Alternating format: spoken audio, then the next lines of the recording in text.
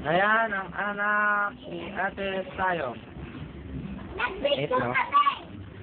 Ate, ini ano wish mo? Ha? Ramdam ko, puro pera kailangan yung next year, ah. Eh, puro yaman. Eh, bukas?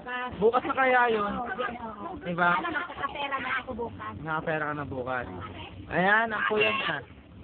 Yan. Yan ang no. Kasi Ate Sayo. Ate Sayo, ano wish mo? Huwag mo sabihin, pera na naman.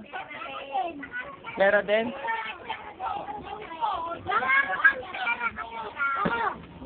Ano wish mo sa asawa mo? Wala na. Ako kuya. Gusto kay Papa. Ayan. O yan. Onyo. Ayan o.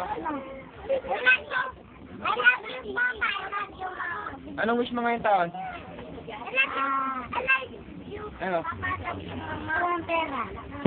Pera ka rin. Katulad ka rin ng matanda. Ayan.